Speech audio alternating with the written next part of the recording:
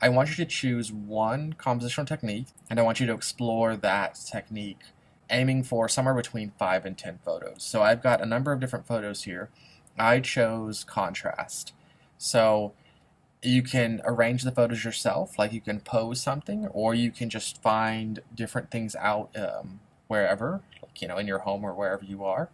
And it can be the same thing, it can be different things, it doesn't matter, but the composition technique that you're experimenting with should be the same. So I chose contrast. I chose this little monkey.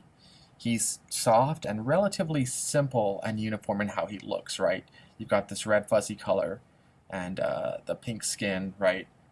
And so that's what I explore with.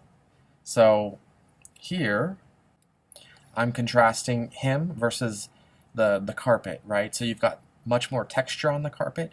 It's less uniform, and you have these lines, right? So he's breaking up the pattern and the texture, right? So that's my contrast there.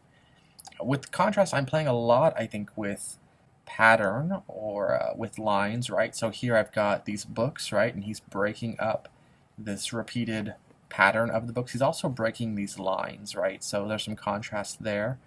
He's pretty dark. I wish he was a little bit brighter, but I think this still works. Now you can also see in both of these, I also have a rule of thirds, but that's not what I'm intentionally playing with. I'm intentionally playing with the contrast. So that's my aim. You could also say that maybe there's some leading lines here, but once again, I'm focusing on the contrast. It's just very normal to accidentally, or even intentionally, include multiple compositional elements in one photo.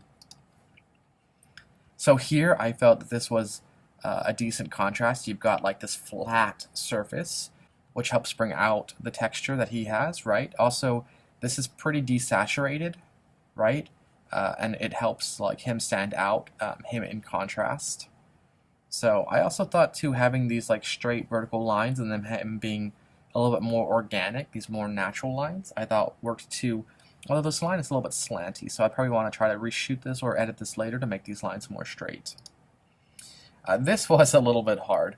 I was essentially just like holding him and like shaking him around, trying to get like a photo of like movement, right? So the background would be still, but he would be moving. And I mean, yeah, I did it. I don't know if any of them are any good. So then I tried the opposite. So I held him in front of my camera and I like spun them around together, sort of in unison, so the background would look moving and he would look still. I have this one. I thought that worked pretty well, the darkness of this fabric versus him, and I tried to get him in a little bit more light, so I don't know if I'm super happy with it, but I think it's okay. Now I'm noticing sort of this organic wavy shape, right, and he is breaking that. I wonder if I had made him more like straight lined, like not so also wavy, maybe that would have improved the contrast.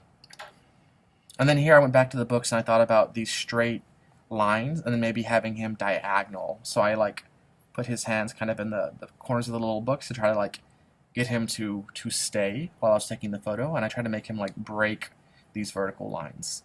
So those are the ones that I tried, trying to all focus on contrast, and that's something similar that I want you to do. Choose one and then try to experiment different ways of showing it.